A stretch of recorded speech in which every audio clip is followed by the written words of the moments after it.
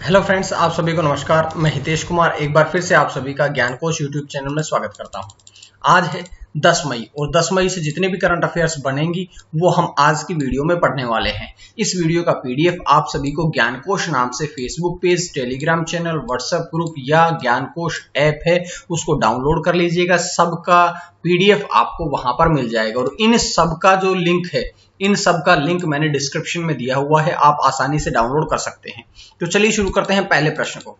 तो सबसे पहला प्रश्न है कि किस राज्य में फॉरेस्ट पॉन्ड्स नामक पहल शुरू करी गई है। ऐसा कौन सा राज्य है, ऐसा कौन सा राज्य है भारत में जिसमें कि फॉरेस्ट पॉन्ड्स नामक पहल शुरू करी गई है। तो ऐसा कौन सा राज्य, देखिएगा 4 ऑप्शन आप लोगों के पास है। यहां से आपने बताना है कि फॉरेस्ट पॉन्ड्स जो है ये पहल कहां पर शुरू करी गई। तो हिमाचल प्रदेश ऐसा राज्य है, हिमाचल प्रदेश ऐसा राज्य है जहां पर ये जो नई पहल है ये शुरू करी गई है। क्या है इसके बारे में पूरी विस्तार से जानकारियां पढ़ते हैं। देखिएगा ये जो पहल है ये पर्वत धारा योजना के तहत शुरू करी गई है। पर्वत धारा देखिएगा, पर्वत धारा, पर्वतों से निकलने वाली धारा, मतलब कि जो भी पानी के स्रोत है उनके लिए ये योजना शुरू करी गई है। इसकी अनुमानित लागत जो है वो 20 करोड़ रुपए होगी। इसका उद्देश्य क्या है कि जैसा कि मैंने 2-3 बार रिवाइज किया है, पर्वत धारा मतलब कि जितने भी जल स्रोत है उन सभी जल स्रोतों का रखरखाव करना, उनका कायाकल्प करना, उनमें सुधार करना, अगर कहीं से कोई टूटा हुआ है या कोई भी दिक्कतें हैं तो उनको सही करना ही इस योजना का मुख्य उद्देश्य है। इसके तहत क्या किया जाएगा कि जो मौजूदा तालाब है, जो पानी के स्रोत है उन सभी की सफाई भी करी जाएगी ताकि जल को स्वच्छ बनाया जा सके। कोरोना वायरस के कारण पूरे विश्व भर में लॉकडाउन रहा और जिस दौरान से जो जल प्रदूषण है, वायु प्रदूषण है वो भी लगातार कम होता हुआ नजर आ रहा था। उसके बाद बढ़ेंगे इस प्रश्न के अगले प्रश्न की तरफ। तो ये जानकारी हमने यहां से पढ़ी। उसके बाद अगला प्रश्न, दूसरा प्रश्न आपकी स्क्रीन पे है कि reserve bank of India RBI, reserve bank of India ने किस बैंक को आरबीआई अधिनियम की दूसरी सूची से बैंक को बाहर कर दिया है। अब ऐसा कौन सा बैंक है जिसे अब आरबीआई अधिनियम की दूसरी सूची से बाहर कर दिया गया है। तो 4 ऑप्शन आप लोगों के पास है। यहां से देखिएगा कि लक्ष्मी विलास बैंक जो है इसको अब रिजर्व बैंक ऑफ इंडिया ने आरबीआई अधिनियम की दूसरी सूची से बाहर कर दिया है। अब मैं आपसे बताता हूं कि पिछले वर्ष आपने देखा होगा कि डीबीएस बैंक और लक्ष्मी विलास बैंक, इन दोनों बैंकों का विलय भी कर दिया गया था। तो इस प्रकार से ये तो एक अलग से जानकारियां मिल गई है, लेकिन इस प्रश्न की जानकारी ये है कि लक्ष्मी विलास बैंक ऐसा बैंक है जिसे आरबीआई अधिनियम की दूसरी सूची से बाहर कर दिया गया है। तो पूरी जानकारी है इसमें। देखिएगा कि इस अधिनियम की दूसरी सूची में क्या होता है कि जो बैंक को अनुसूचित वाणिज्यिक बैंक के रूप में जाना जाता है। अब जो लक्ष्मी विलास बैंक है इसको अब अनुसूचित वाणिज्यिक बैंक के रूप में जाना जाएगा। और नवंबर 2020 में, मैंने कहा था पिछले वर्ष मतलब नवंबर 2020 में जो लक्ष्मी विलास बैंक था, लक्ष्मी विलास बैंक और डीबीएस बैंक दोनों का ही विलय हो गया था। ये सारी जानकारियां मैं आपको पहले ही दे चुका हूं। अब यहां से थोड़ी जानकारी और देख लीजिएगा कि यहां पर लिखा है लक्ष्मी विलास बैंक। अब लक्ष्मी विलास बैंक जो है इसका मुख्यालय कहां पे है। तो लक्ष्मी विलास बैंक का जो मुख्यालय है वो है चेन्नई तमिलनाडु में। चेन्नई तमिलनाडु में लक्ष्मी विलास बैंक का मुख्यालय है। तो ये सारी जानकारियां थी जो कि मैंने यहां से आपको दी है। और अगर हम लक्ष्मी विलास बैंक की स्थापना की तरफ चलें तो लक्ष्मी विलास बैंक की जो स्थापना है 1926 में करी गई थी। तो ये पूरा जानकारी आपको मिली। उसके बाद आपकी स्क्रीन पे आता है तीसरा प्रश्न। तीसरा प्रश्न क्या है, देखिएगा कि नियामक समीक्षा प्राधिकरण 2.0, नियामक समीक्षा प्राधिकरण 2.0 सलाहकार समूह का गठन किस बैंक के द्वारा किया गया। तो अब एक बैंक है जिसने नियामक समीक्षा प्राधिकरण 2.0 सलाहकार समूह का गठन किया है।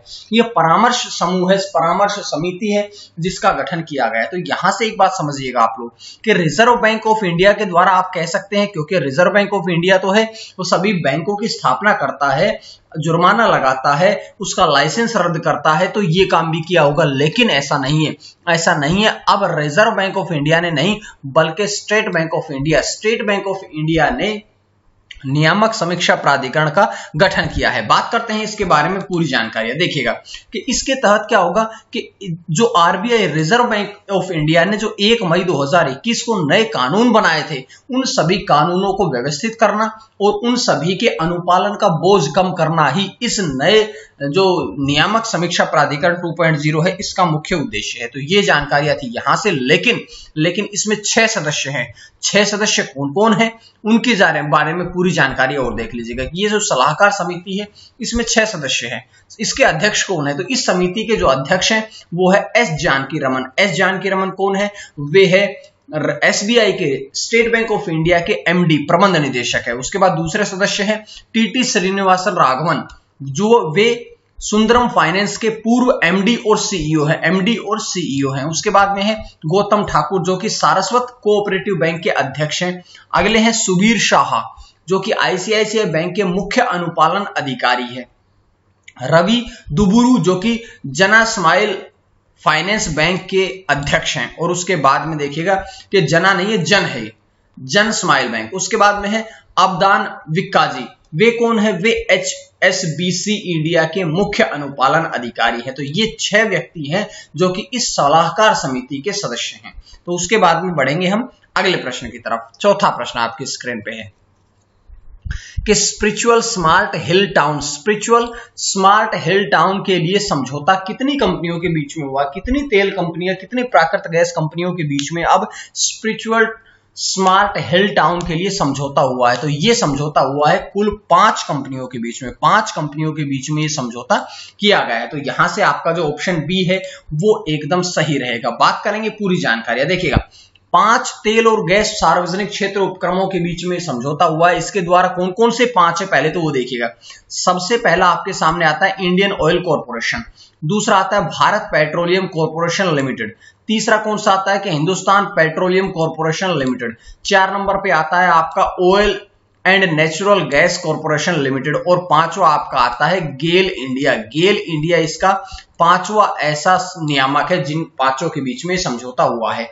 अब बात करें हम इसका उद्देश्य क्या है, तो इसका उद्देश्य क्या है कि जो बद्रीनाथ धाम है जो कि उत्तराखंड में स्थित है, बद्रीनाथ धाम में का निर्माण करना और पुनर्विकास करना ही इसका मुख्य उद्देश्य है। बात करेंगे इसके बारे में कि इसके पहले चरण के लिए लगभग 100 करोड़ रुपए का योगदान होगा। इसका जो पहला चरण है उसके लिए 99.6 करोड़ मतलब लगभग 100 करोड़ रुपए का योगदान दिया जाएगा, और ये काम जो है ये आगामी 3 वर्षों में पूरा भी कर दिया जाएगा।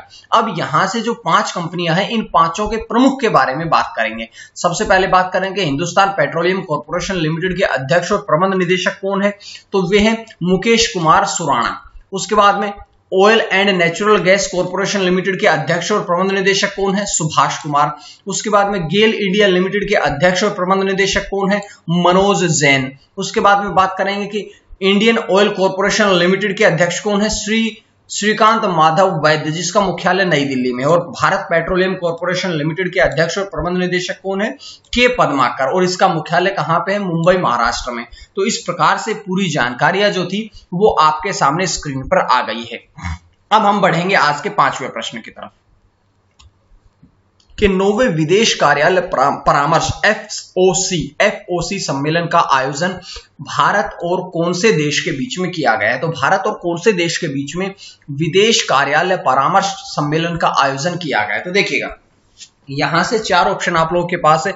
यहां से भारत और कोलंबिया के बीच में, यानी कि ऑप्शन सी, भारत और कोलंबिया के बीच में इस सम्मेलन का आयोजन किया गया है। बात करेंगे पूरी जानकारियां। देखिएगा कि 7 मई को वीडियो कॉन्फ्रेंसिंग के द्वारा यह सम्मेलन का आयोजन किया गया, जिसमें भारत के प्रतिनिधित्व की अगर हम बात करें तो भारत के रीवा गांगुली दास, जो कि पूर्व सचिव भी रह चुकी है, पूर्व सचिव रीवा गांगुली दास ने भारत का प्रतिनिधित्व किया, और कोलंबिया का प्रतिनिधित्व किया है विदेश मंत्री फ्रांसिस्को जेवियर एचेवेरी। तो ये जानकारी यहां से मिली। लेकिन भारत और कोलंबिया के बीच में हुआ है, तो भारत और कोलंबिया के बीच में थोड़ी बातें देख लीजिएगा। देखिएगा कि ये दक्षिण अमेरिका महाद्वीप के उत्तर पश्चिम में स्थित देश है, कि दक्षिण अमेरिका जो है महाद्वीप, इसके उत्तर पश्चिम में स्थित एक देश है। इसका अगर क्षेत्रफल देखा जाए तो क्षेत्रफल के हिसाब से दुनिया का 26वां बड़ा देश है, और अगर बात करी जाए केवल दक्षिण अमेरिका की, तो दक्षिण अमेरिका में 4था बड़ा देश है क्षेत्रफल के हिसाब से। उसके बाद में राजधानी बोगोटा, राजभाषा स्पेनिश, राष्ट्रपति जोआन मैनुअल सेंटोस है। तो ये जानकारियां थी जो कि मैंने आपको यहां से दे दी है। उसके बाद में आपको पता है कि 5 प्रश्नों के पश्चात हम बढ़ते हैं आज के प्रश्न की तरफ। तो आज का प्रश्न क्या है कि दुनिया की पहली 2 नैनोमीटर चिप प्रौद्योगिकी का अनावरण किसके द्वारा किया गया है। तो 4 ऑप्शन आप लोगों के पास है। आपने ABCD या उनका नाम लिखने की आवश्यकता नहीं है, बल्कि कम से कम एक प्रश्न को तो आप सर्च करिएगा और कमेंट बॉक्स में पूरे एक्सप्लेनेशन के साथ में उसको लिखिएगा।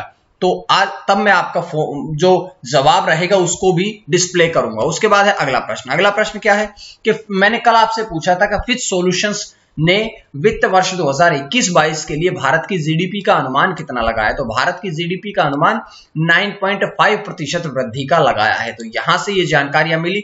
उसके बाद छठा प्रश्न आपकी स्क्रीन पे कि भारतीय नौसेना ने किस राज्य में कोविड-19 देखभाल केंद्र स्थापित किया है। देखिएगा, इससे पहले भारतीय थल सेना ने स्थापित किया और अब भारतीय नौसेना ने भी कोविड-19 का जो देखभाल केंद्र स्थापित किया है, ये कहां पर किया है। तो ये कहां पर किया गया है तो देखिएगा, ओडिशा राज्य में भारतीय नौसेना ने, इंडियन नेवी ने ये कोविड-19 देखभाल केंद्र जो है ये स्थापित किया है। तो बात करेंगे इसके बारे में पूरी जानकारियां, जैसे कि हम बढ़ते हैं इसकी तरफ कि ये 150 बेड वाला एक आइसोलेशन केंद्र है। अगर किसी व्यक्ति को हल्के रोग कोविड-19 बीमारी हो जाती है हल्के तौर पर या शुरुआती इलाज होता है उसका, तो उसका इलाज यहां पर किया जाएगा। शुरुआती चरण में उसका इलाज कर दिया जाएगा। अब भारतीय नौसेना ने स्थापना करी, तो भारतीय नौसेना की स्थापना 1612 में पहली बार करी गई थी। मुख्यालय नई दिल्ली में है। एडमिरल करमबीर सिंह जो हैं वे इसके अध्यक्ष हैं। तो ये जानकारी आपको यहां से मिल जाती है। अब आपकी स्क्रीन पे आता है 7वां प्रश्न। 7वां प्रश्न क्या है कि सहायक चिकित्सा के रूप में 2DG को किसके द्वारा मंजूरी दी गई है। तो ये 2DG को किसके द्वारा मंजूरी दी गई है, अब आप लोगों के सामने स्क्रीन पे है। ये इसको मंजूरी दी गई है drugs controller general of India. तो ये जानकारी आपको यहां से मिली, लेकिन पूरी जानकारी सुन लीजिएगा कि drugs controller general of India के द्वारा इसे मंजूरी दी गई है। ये दवा कोरोना वायरस के मध्यम से गंभीर, यानी कि शुरुआती चरण नहीं बल्कि मध्यम से गंभीर मामलों में एक सहायक चिकित्सा के रूप में उपयोग की जाएगी। ये एक सामान्य और अणु और ग्लूकोज के एनालॉग के कारण इसे आसानी से उत्पादित किया जा सकता है और इसे उपलब्ध भी कराया जा सकता है। बात करेंगे यहां से कि 2DG का मतलब क्या है। 2-डिऑक्सी डी ग्लूकोज जो है वो इसकी फुल फॉर्म है। उसके बाद 8वां प्रश्न कि फाइजर के टीके को मंजूरी देने वाला पहला दक्षिण एशिया देश कौन सा बना है। पहला ऐसा दक्षिण एशिया देश कौन सा है जिसने कि फाइजर के टीके को कोरोना वायरस के लिए मंजूरी दी है। तो ऐसा देश बना है अब श्रीलंका के बारे में बात करते हैं। देखिएगा, श्रीलंका जो है इसने मंजूरी दी है। ये देश कोरोना वायरस की तीसरी लहर से लड़ रहा है। मतलब भारत देश तो दूसरी लहर में है और दूसरी लहर भी रैली के कारण, पश्चिम बंगाल की रैलियां या इन नेताओं की गलतियों के कारण इतनी बढ़ गई है। लेकिन जो तीसरी लहर है, अभी कहा गया है कि तीसरी लहर दूसरी से भी खतरनाक आएगी जो कि बच्चों को प्रभावित करेगी। तो आपने इस बात को ध्यान रखना है। और इसके साथ ही रूस ने स्पुतनिक और आपातकाल प्रयोग के लिए चीन के साइनोफार्म टीके को भी मंजूरी दी है। तो ये जानकारी आपको यहां से मिल जाती है। उसके बाद प्रश्न नंबर 9 कि किस राज्य ने विशेष बाल चिकित्सा टास्क फोर्स, बाल मतलब बच्चे, बाल चिकित्सा टास्क फोर्स का गठन किया है। तो ऐसा कौन सा राज्य है जिसने कि बाल चिकित्सा टास्क फोर्स का गठन किया है। तो ऐसा राज्य है महाराष्ट्र के बारे में ये बात समझ लीजिएगा। महाराष्ट्र वर्तमान में ही सबसे ज्यादा कोरोना से पीड़ित राज्यों में आता है और इसी ने अब एक नई घोषणा कर दी है जो कि है कि विशेष बाल चिकित्सा टास्क फोर्स। जैसा कि मैं पिछले 8वें प्रश्न में आपको बता रहा था कि क्या कारण है। कारण यह है कि कोरोना वायरस की जो तीसरी लहर है इससे लड़ने और उससे बचने की तैयारियां शुरू करने के लिए ये बाल चिकित्सा टास्क फोर्स शुरू करी गई। और यहां से देख लीजिएगा, बाल का मतलब होता है बच्चों से संबंधित है, क्योंकि विशेषज्ञों ने कहा है कि अभी तक तो 2 लहर आई है भारत में, पहली लहर फिर दूसरी लहर और अब तीसरी लहर जो आएगी ये सबसे ज्यादा बच्चों को प्रभावित करेगी। तो बच्चों को कैसे बचाना है, बच्चों को कैसे कोरोना वायरस से दूर रखना है, इन सब जानकारियों के लिए ये विशेष बाल चिकित्सा टास्क फोर्स का गठन किया गया है। अब बात करता हूं आज के आखिरी प्रश्न की तरफ। तो देखिएगा कि पश्चिम बंगाल विधानसभा के अध्यक्ष कौन बने। पश्चिम बंगाल राज्य जो है उसमें आपको पता है टीएमसी या तृणमूल कांग्रेस की ममता बनर्जी जो है वे मुख्यमंत्री बन चुकी है और उसके बाद में उसके सभी सदस्यों ने भी 9 तारीख को शपथ ग्रहण समारोह में शपथ ले ली है। इसके बाद में देखिएगा कि यहां से विमन बंदोपाध्याय है, उन्होंने पश्चिम बंगाल के विधानसभा के अध्यक्ष के पद में रूप में शपथ ली है। तो ये जानकारी आपको यहां से मिल जाती है क्योंकि वे तृणमूल कांग्रेस के विधायक है और विमन बंदोपाध्याय जो है वे लगातार तीसरी बार इस पद के लिए अध्यक्ष के लिए चुने गए हैं। उन्हें शपथ किसने दिलवाई है, न शपथ उनकी कब हुई, तो आज 10 मई को उनकी शपथ का समारोह हो रहा है। तो ये थी आज की करंट अफेयर्स। उम्मीद है आपको समझ में आई होगी और अगर आपको समझ आ रही है तो आप लोग ज्ञानकोश यूट्यूब चैनल को सब्सक्राइब कर लीजिएगा। साथ साथ इन सब ग्रुपों से जुड़े जो कि डिस्क्रिप्शन में दिया हुआ है इनका लिंक, इनसे जुड़े ताकि आपको पीडीएफ आसानी से मिल जाए। आज के लिए इतना ही। मां सरस्वती की कृपा आप सभी पर बनी रहे। आप सभी का बहुत बहुत धन्यवाद।